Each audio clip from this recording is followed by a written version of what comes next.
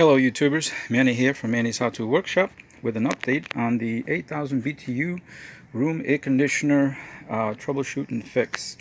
In part 1 I showed you guys how I troubleshooted the issue of no start.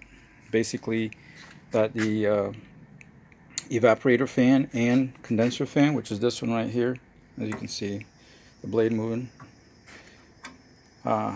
that wasn't starting right away. And then I showed you how if I hooked up some capacitors in series, I believe, in parallel, if I hooked them up in parallel, it added the capacitance that this one needed to start. And I showed you that when I measured the old one on the on the compressor side, which is the HERM, and then on the fan side, which is the F, which was on the capacitor, that there was no capacitance at all, and I compared that to a good one. Well, this is the new one. Came in yesterday, right there. Same rating, 4515, which is for, I guess, for small appliances like this, on the fan side, and also because this is 410A, like I said before, this works at higher, much higher pressures. That for the compressor to start under load, it needs an extra boost, extra kick. So that's why it's not the 45.5, which is this normal that you would find in the split units for the house. So anyway, like I said, I went ahead and installed the new capacitor, and it's plugged in right now on my 20 amp power cord right there. And I'm gonna go ahead and turn it on briefly, just so you can see that it comes on right away as soon as I turn it on, and you can see that fan start to spin. And you can actually hear that the compressor started at the same time, and just from the noise you can hear it. And right here, let me go ahead and shut it off. Right here up front is my thermometer, and you can see that it's actually, let me see how close I can get, zoom in. So that tick mark between the 80 and 100 is 90, so it's about 96 degrees out here. Okay, right there, yeah. So it's about 96 degrees out here, and what I'm going to do is go ahead and put the cover back on it, and then screw it down, and then go ahead and start it, and so you guys can see it working, and to see how much cold air is coming out of the top vent.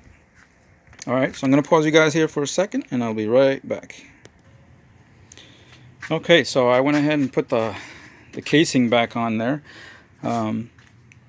and a couple of updates I did is, if you guys remember in the first video I showed you in this corner, it was full of rust and everything. Well, I went ahead and cleaned out the inside really good, the fan blade and everything. But what I did was, right here, you see I drilled a hole there at the lowest point, because that condensation, and normally when this is sitting on the window, as you can see, the front's going to be higher. Okay, and so all that moisture from the evaporator is going to flow backwards. And then right here on this bottom right here, it rotted out a hole right underneath one of the compressor hold down bolts. So I put a hole here so that as soon as the condensation gets back there, it has somewhere to go real fast. And I did one on this side as well, right there. So if the manufacturer's watching, there's a little flaw for you right there. Whereas the bottom of the condenser on both sides are getting rotted out, and if left sit over time, all that rust, even though this is made out of aluminum, it's gonna what do you call it? It's gonna have a, it's not rust. I'm lost for words. Corrosion. There you go. Corrosion on the aluminum, and then eventually it'll eat through the tube, and then you'll lose all your refrigerant. But so, like I said, I went ahead and put the cover back on. As you can see, still showing close to, yeah, like I said, it's still about 96, and this is in the shade, 96 degrees. I went ahead and put the battery in the remote, so I'm going to test that now as well and see if the remote can control it to come on. It's already preset to 79, and then it's on auto cool. So normally it says in the manual that if it's been off for a little bit, when you first turn it on, the compressor is going to wait 3 minutes before it comes on. I guess that's just to make sure that the system refrigerant pressure is equalized. But so I'm going to see, because when I showed you guys it, you know, starting right away, you heard the compressor come on right there, the compressor motor kick on. But let's see if this, I mean, I hope the batteries are still good, but let's see what happens. Yep.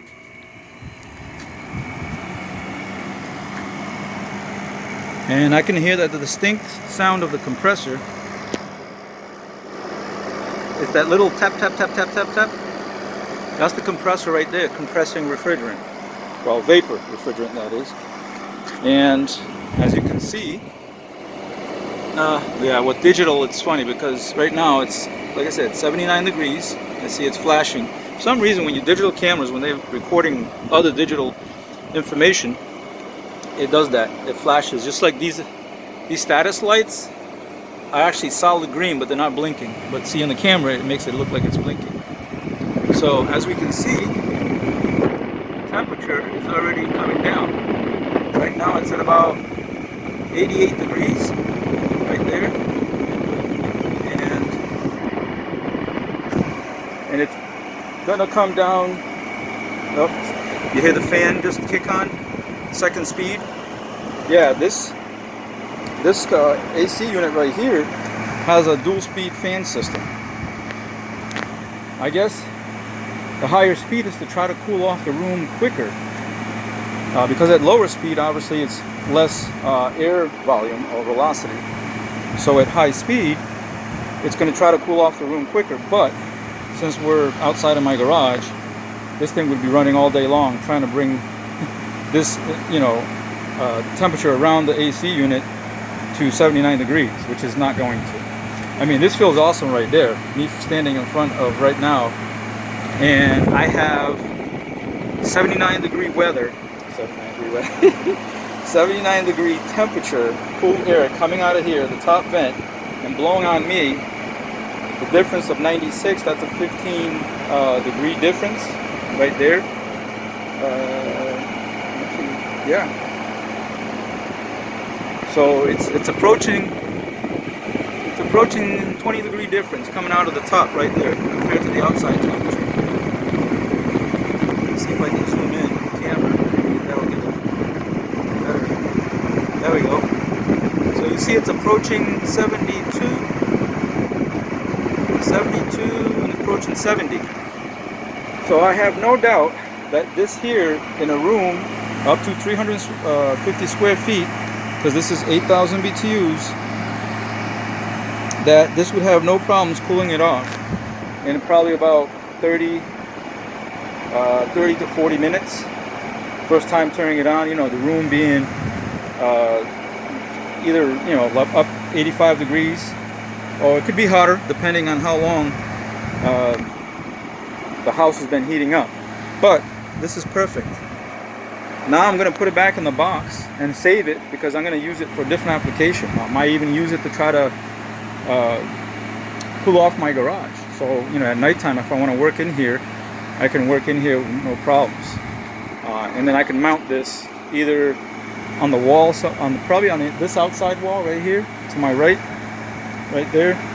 Make a hole for it somewhere, but we'll see. Anyway, like I said, and right there, it's already at 70 degrees coming out. So that's 26 degree difference between ambient temperature and what's coming out of there. And normally, the rule of thumb is it's between 30, I want to say 30 to 40 degree difference between ambient and what is coming out of the evaporator temperature.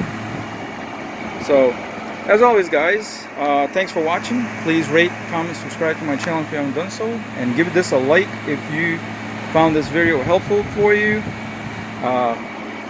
Don't forget to hit the bell notification so that you'll be notified when I upload new videos. And I'll catch you guys on the next one.